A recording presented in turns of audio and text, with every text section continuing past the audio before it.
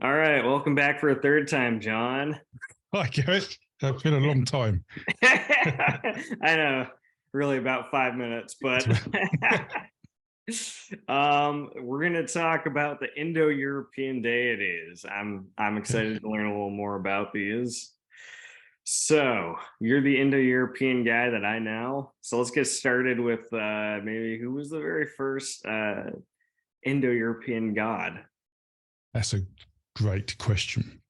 And there's two answers to this. There's the we don't know, and there's the I can tell you the most dominant one that then disperses around Indo-European, and we believe that would be the main one. So what we need to understand is the Indo-Europeans probably didn't worship deities the same as we do now, or indeed the same as other cultures such as the sort of agricultural cultures. So the difference between Indo-Europeans and other cultures around at the time is that we had agricultural farmers who started in the Near East about 4,000 years or so before the Indo-Europeans. Then we have hunter-gatherers who were people who weren't even farming, and they were traveling all around Europe and Asia. And then about 6,000 years ago, maybe, I think it's probably a bit older than that, maybe 7,000, 8,000 years ago, you get the Indo-Europeans who start pastoral farming. So they have had Neolithic farmers. So the Near Eastern farmers migrate up to the Caspian Pontiac steppe, where the Indo-Europeans started with their crop farming, and decided after a few thousand years that wasn't for them. We just rather keep cattle and wander around with cattle because that's a lot less hassle. I'm making a few assumptions there, but I'd imagine that's it because they decided to do that rather than farm crops. And do we see the signs that they were spreading out with cattle farming with this? Absolutely not immediately, but after we do, we see that because there are myths about cattle, and we can talk about those. And we also know that they were prolific at it eventually, because as soon as they invented the wheel, or not invented, but actually managed to use the wheel in transport, the amount they could disperse was significantly increased. Mm-hmm. So they could, rather than stay within, let's say, 5 miles of a home base, they could go 20 miles away or 30 miles away. Mm-hmm. So immediately you can keep more cattle, go further, get better resources for them. So that is why they were very good at what they did. All right. And so what time, like what chunk of time in human history are we now talking about? So we're talking at least 4,000 BCE, so 6,000 years ago. I would say it's probably even maybe 8,000 years or so before that things were starting to happen. And I say that because we actually see the Proto-Indo-European language evolve.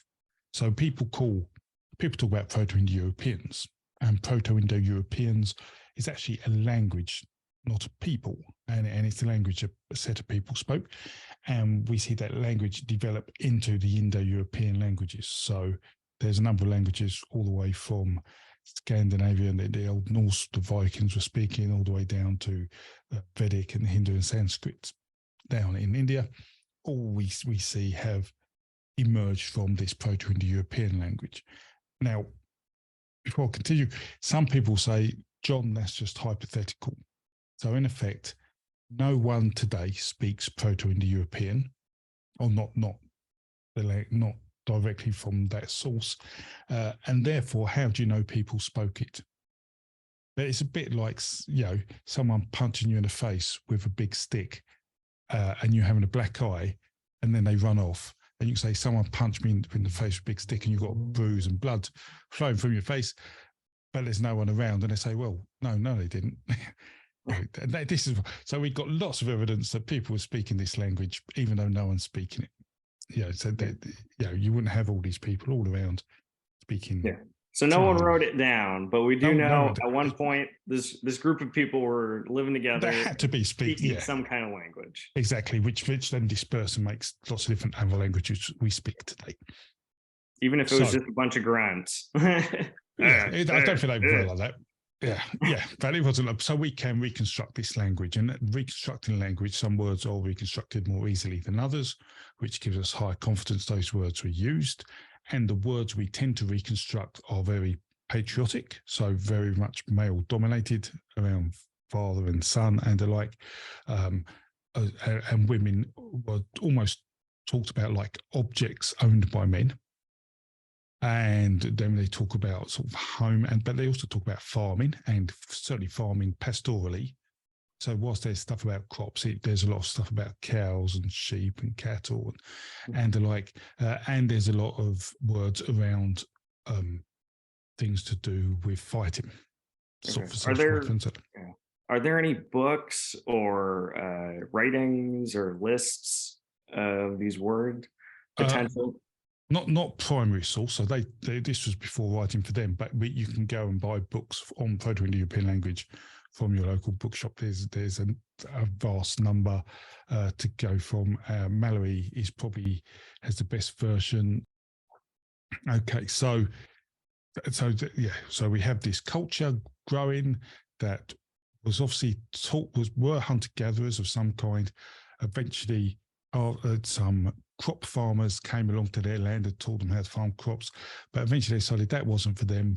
They'd much rather keep the animals and farm the animals, and that meant that they had different beliefs. Because what happens is that as a culture, what drives you to success influences what you need, and therefore influences how you perceive the world and the stories you tell to understand why the world is perceived in that way.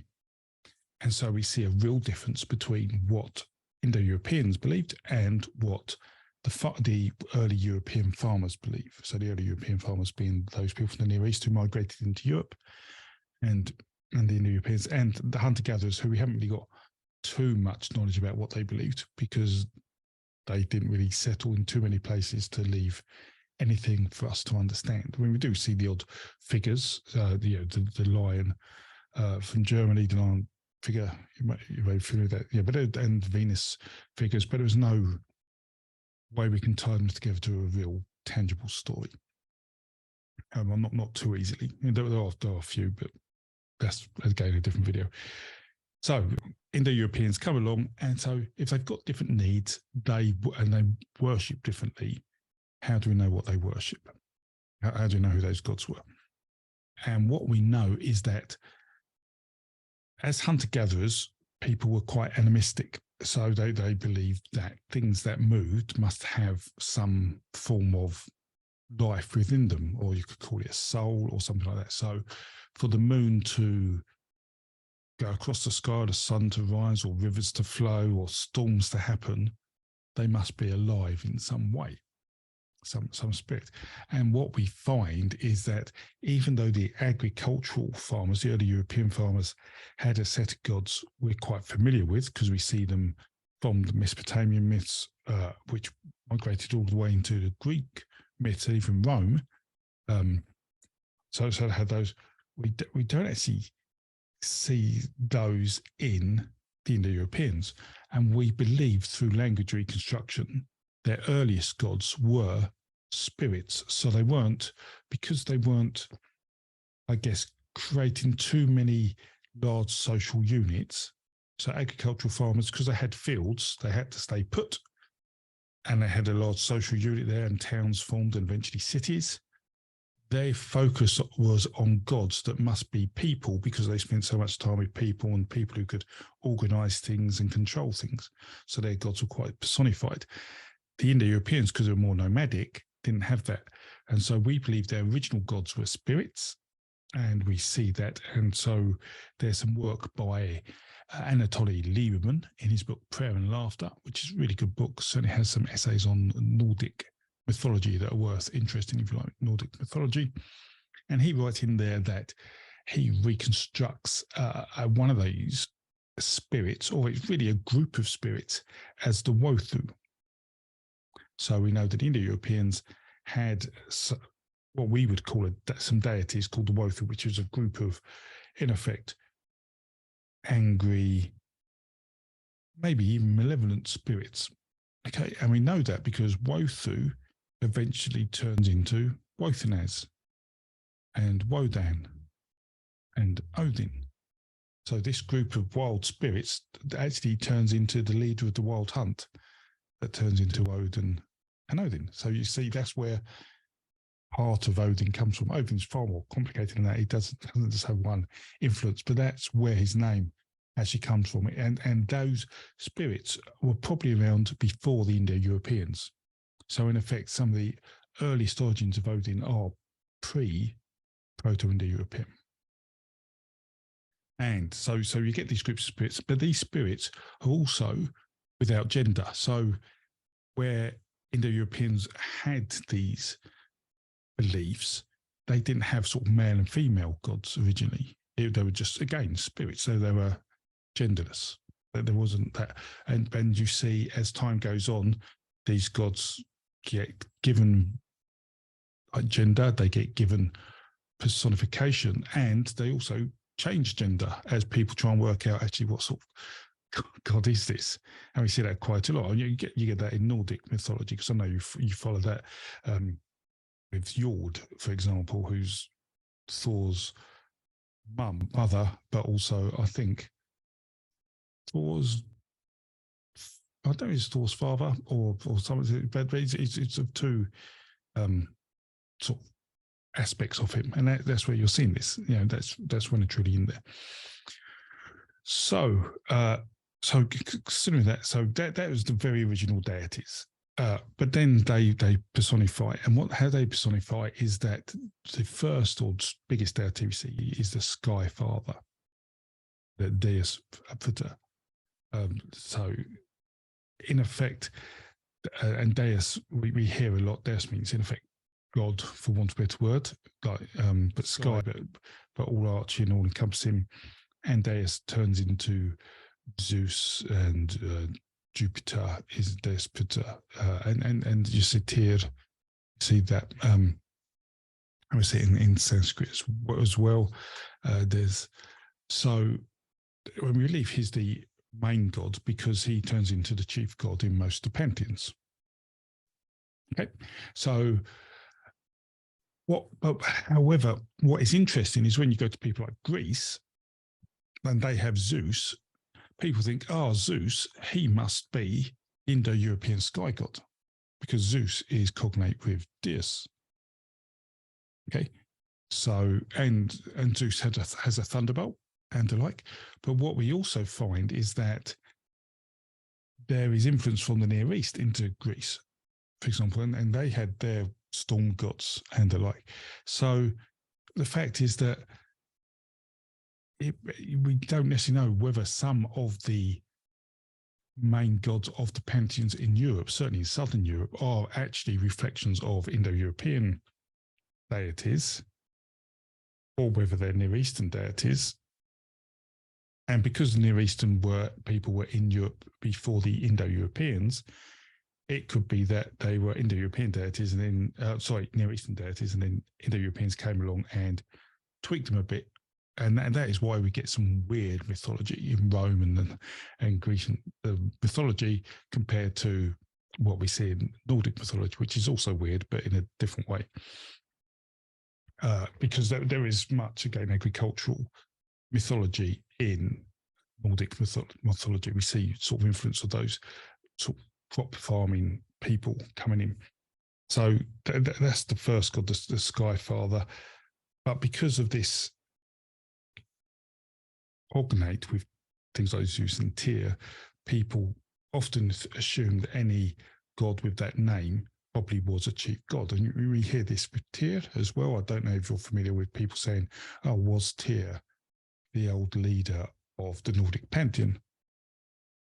And that's, well, I think that's unlikely, but he was probably a chief god of some tribe or somewhere for some period of time. But things change, people change, and as I say, I think the Roman influence into Europe towards the end of the first millennium BCE really influenced how Germanic people thought about things, and they needed war rather than farming to survive. And you see a lot of changing gods. Now, what we also see, which explains sort of the earliest deities, is in the Nordic pantheon. Now we're going to get quite complicated here. We see two families of gods. So the very first story in Old Norse, if you ignore creation, but of the gods, is they're having a war. You know, the Aesir and the Vanir are having a war. You're familiar with that? And so the Vanir, if you look at them, they're mainly fertility and agricultural gods. They're all about love and growing and the cycle of life. And the Aesir are more about, we're going to beat you up and kill you, like they're war type gods. So you've got to think, why are the war type gods of the Aesir having a fight with the agricultural gods? And the reason for that is because it sounds like to me, because you understand how migration works, that the Near Eastern agricultural farmers, which turned into early European farmers, got into Scandinavia. And then when the pastoral farmers came along, they didn't like them. And in effect, that reflection of that fight, the Aesir versus the Vanir, is a reflection of these two cultures coming together, trying to establish who's in charge. Okay, so, but there is a problem with that. And the problem with that is that we see exactly the same thing in Vedic culture. They have similar groups, families of gods. And in fact, the Hittites did. They have these earth gods and these sky gods. And even Greece, you have the Olympians and the Titans. In fact, all over the Indo-European landscape, we have these two families of gods almost representing pastoral people and agricultural gods. So if they're all over the Indo-European landscape, they must have started at the source. So, and by that I mean when the agricultural farmers came to the Pontic or Cashman-Pontic step, they settled, and then when the Indo-European culture started to develop with their own gods, they must have had a conflict around the Black Sea area to create the stories that then dispersed, diffused over the Indo-European landscape, which means that if that's the case, then the gods we see in those pantheons today, in the Aesir and equivalent, were probably there at the very beginning, because they must have been there to have the fight with the equivalent of Vanir. So if that's the case, then if you want to understand who the original gods of the Indo-Europeans were, then just look at the Aesir and you get that. And so all of them, without Odin, because we know Odin is an external god in a way, are probably there.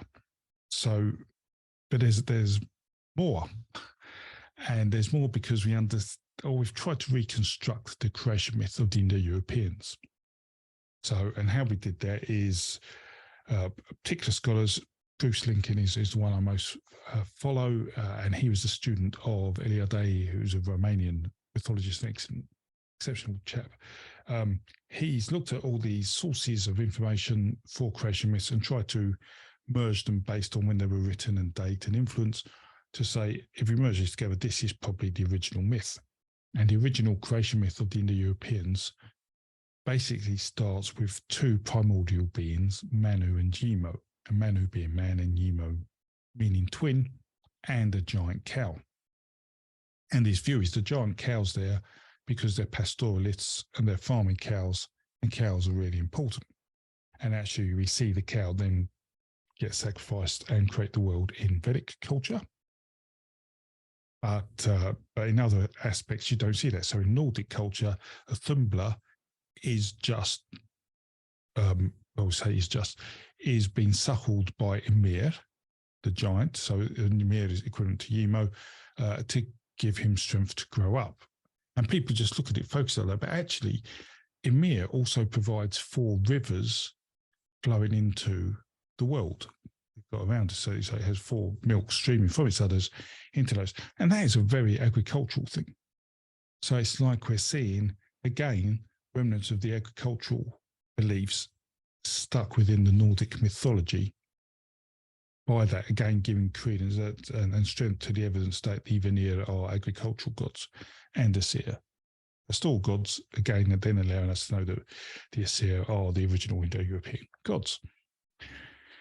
So we get back to Manu and Yuma, and then what happens?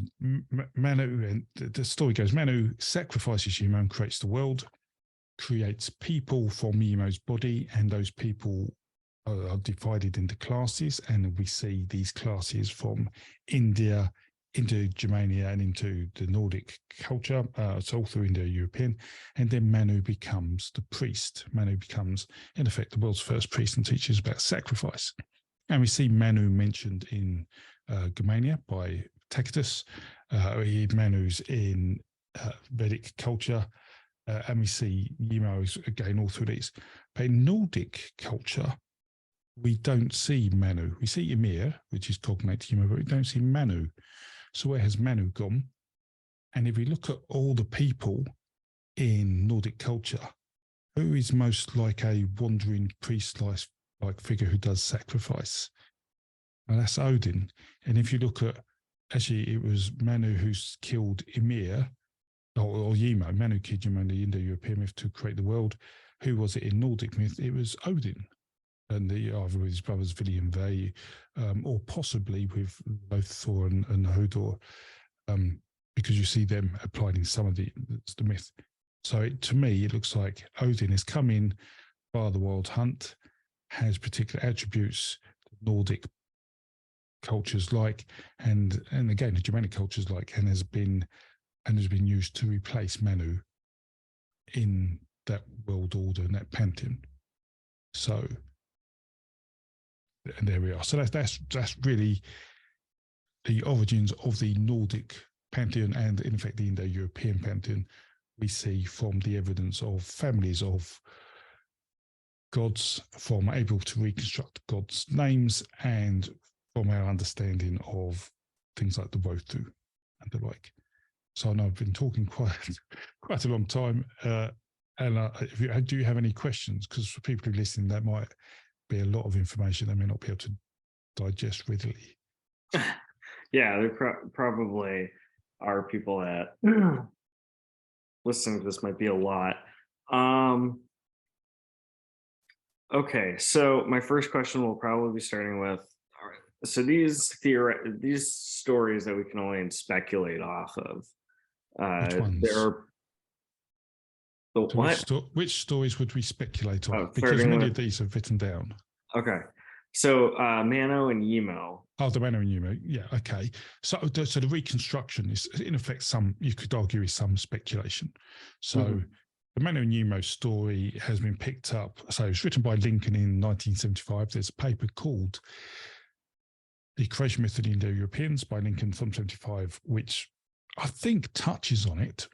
I can't remember, but then you see people like David Anthony, who wrote The Horse, the Wheel and Language, and this is an exceptionally good book on Indo-European and archaeology and some cultural aspects.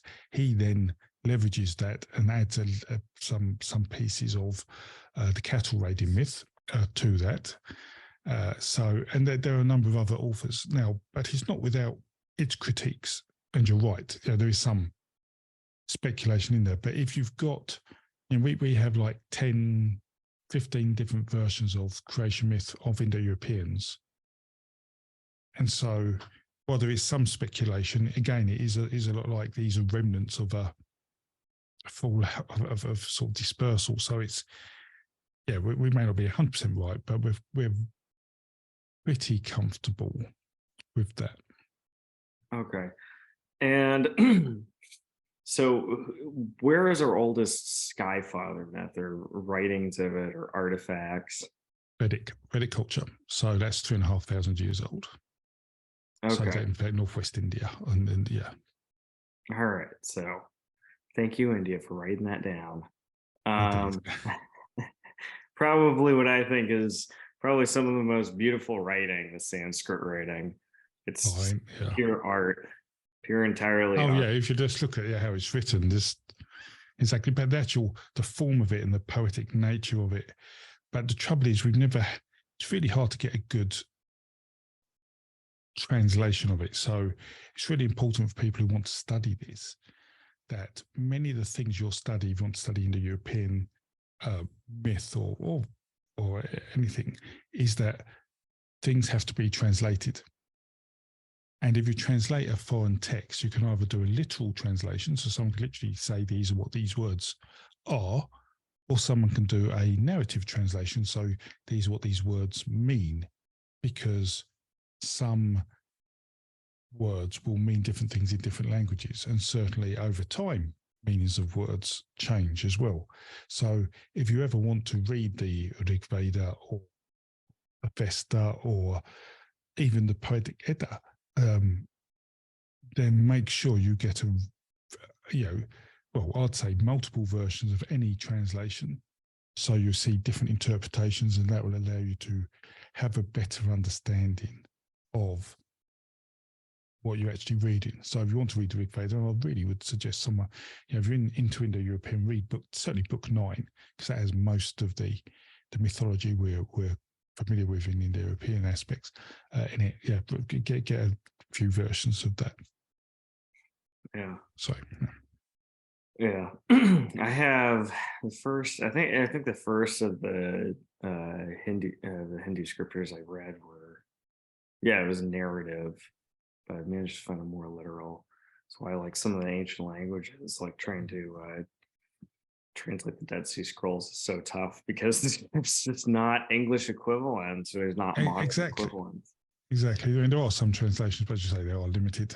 And so you rely on others to do that. And even the Poetic Edda, which seems to be a fairly straightforward translation, and it's very close to Old English, Old Norse. Again, and I've got about 10 different versions of translation out there, and none of them agree with each other on some parts of it. Yeah, it was like I think it was like Snorri Sturluson, actually. He invented a type of metaphor to try and explain. It was like a metaphor to explain a metaphor or something like that. He invented a type of metaphor to explain something that was 200 years old in the way that the language had evolved at that point. Yeah, so explaining the kennings of with other similes, yeah. And so it is interesting. So is there other cultures out there that you know of, like the evolution within Norse mythos, like from Wodan to Odin, that we can see these traces in? Oh, absolutely. So we can definitely see the Near East gods. So we can see the earliest gods of like Mother Earth. So where we had the Sky Father and Indo-Europeans, the Near Eastern, because they're agricultural, more into the Earth Mother. And we see the Earth Mother, so Ishtar and Inanna turn into Aphrodite and Venus of Greece and Rome. And we see Kronos be the equivalent of other gods like El in the Canaanite. So we actually can see the story come, to translate. So absolutely, we can see that, and which is why it gets really complicated when looking at Greece, because you see they've got these Olympians, but you see some gods aren't the same as others. So you've got the Olympians and the Titans you could regard as agricultural gods, but then in the Olympians you get gods like Demeter, who is the mother, who so you would guess is non-Indo-European because she's a mother rather than the Sky Father, who had been strong god. And actually, if you see imagery of her, early imagery, she is actually, whilst in the Olympians, she is not treated in the same respect as the other gods. So you see pictures of some gods riding horses in the Olympian or chariots, but she's always on foot. And that suggests that she is regarded as a lesser god. And so that, again, may be influenced by Indo-European mythos being considered stronger and more valuable than agricultural, although that aspect of it is probably lost at the point the painting's made, but is inherent in the stories told at the time. All right. Well, that covers my Earth Mother question. Yes. Yeah, so it is fascinating. And so some of the work I'm doing right now, Garrett, is really trying to understand the influence of the Near East on Indo-European mythology and the creation myth. So, as I say, the creation myth we reconstructed, or Bruce Lincoln reconstructed, isn't without criticism. And yeah, out of all the available sources, I mean, he wrote this 50 years ago now, and anything written 50 years ago can be updated because a lot of things have been discovered. So I think it's about time that is rewritten, and that's something I'm wanting to do in the next couple of years, is try and rewrite that and address the criticism, because we see gods like in Egypt there was Nut, and Nut was a female who people suckled from her breasts when around her aspect, but she eventually turns into a cow. And it's like, okay, so the Egyptians have a cow. Are they influenced by the Indo-Europeans, or have they come up with that on their own?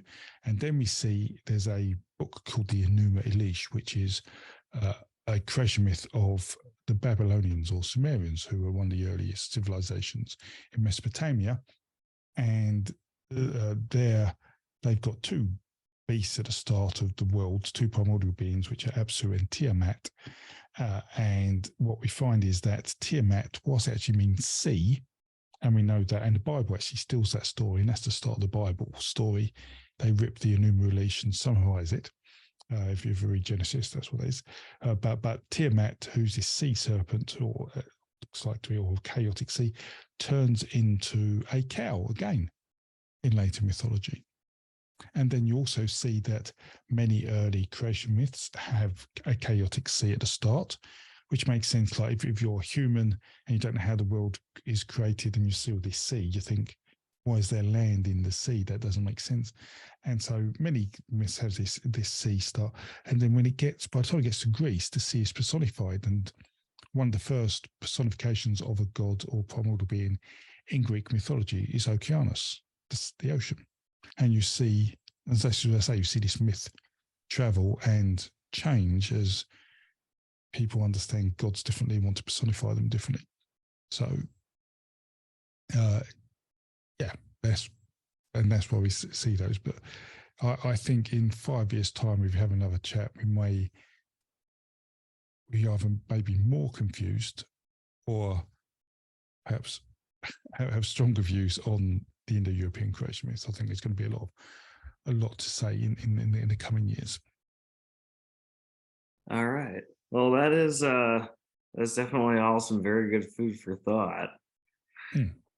If anyone here, because I know you get a lot of people who follow the Nordic mythology, like the Old Norse stuff. So if you just look at the gods of the Vanir and the Aesir, list them down and look at them, and you'll see the differences. You'll see, some are fertility and the others are war, and you think, why is that? And that is, to me, the reason. Then you can do the same with Vedic culture and others, and that, and often you get some of these gods described as giants. So you have the Jotun in Old Norse verse, and I think that's part of the same splitting of different cultures, like within myth. So as I say, the clues are there. It's just sometimes you're not taught to look for them or understand them in that way. Okay. And you would say that a lot of these mixtures too all depended on what was influencing that culture at the time, or how the culture was evolving. So yeah, myth is informed by the environment as well as the social needs at the time.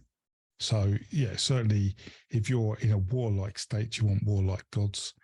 Yeah, if you need the sun and the rain, you want sun and rain gods.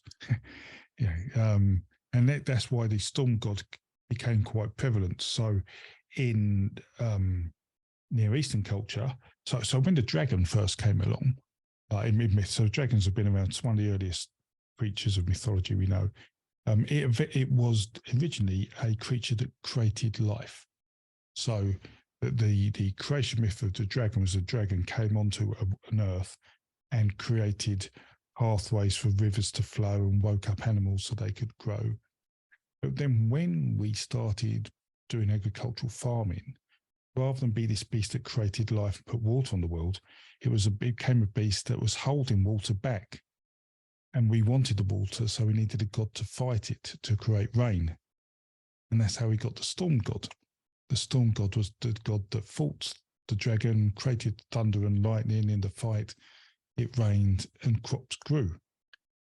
But when you get to Indo-European mythology, whilst there's still a storm god there, the actual myth of it turns into the cattle raiding myth. And Bruce Lincoln, who we talked about, did the creation myth, has written an excellent book on this, where he talks about the Indo-Europeans myth is that the enemy or foreigners, and he puts them in the shape of a dragon, a three-headed dragon, and he believes that's because the gods of the other cultures at the time had three heads, their worst gods, which would have been sort of Mediterranean, Indo-Mediterranean type gods. They stole the cattle, and so the Indo-European job was to go to enemies' lands, kill them, and steal their cattle back.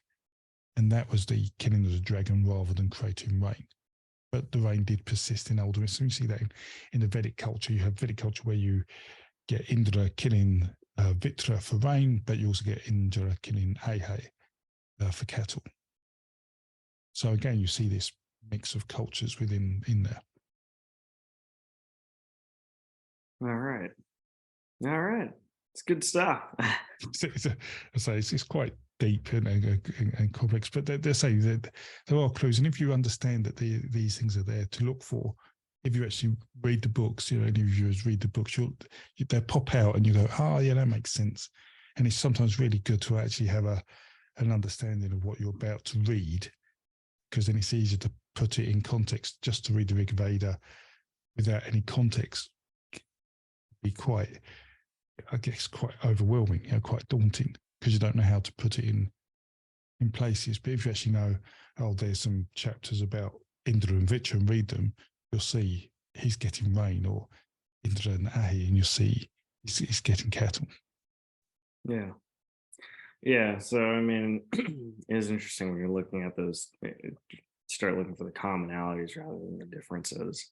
Yeah, definitely, and that's how you can tell one culture came to the other. So we see the Indo-Europeans of the Black Sea go through Persia and Iran, create sort of Persian and Iranian polytheism, and then into India, and then unfortunately the Iranian Persian mythology gets changed into Zoroastrianism, which tries to erase all that. I mean, there are still clues in there, but they're a lot harder to find if you read the Avestas and things. But yeah, that's a whole different branch of academia. That's a real specialist skill to understand. All right. Okay, John. Any messages you'd like to share? No, so just if you want books to read, if your viewers want some recommendations, Lincoln has a great book, or he's got a few great books, but I'd recommend Death, War and Sacrifice. It's not overly expensive and gives you some introduction into Indo-European mythology and older mythology and how it links together. As I say, David Anthony's The Horse, the Will and Language comes up, and Mallory's done a book on Indo-European, which I'll give you the title of that, and you can put that in the description if you want. But you'll see a few books on the Indo-European language. It's not easy to learn. So if you want to, good luck. You have my full respect for doing that. But that's it. Apart from that, yeah, I mean, if say many of you like the Nordic mythology, the Old Norse poetry, if you read that, understand what I've told you, then you'll read the story of Hymir. So yeah, Thor and the Midgard serpent is a cattle raiding myth, reflexed. So, and because Thor kills the cattle to get the head to catch the dragon. rather than kill the dragon to get the cattle. So it's the cattle raiding myth reflexed. And when you start reading, you start saying, oh, yeah, why is that there? And that's because the myth has travelled, migrated, and then changed as stories change. Yeah. But at least it shows us they're all linked together. Yeah. All right. Well, thank you again, John. Okay, always a pleasure. I love talking. So yeah, as always, same goes back to you. Always fun to have you on.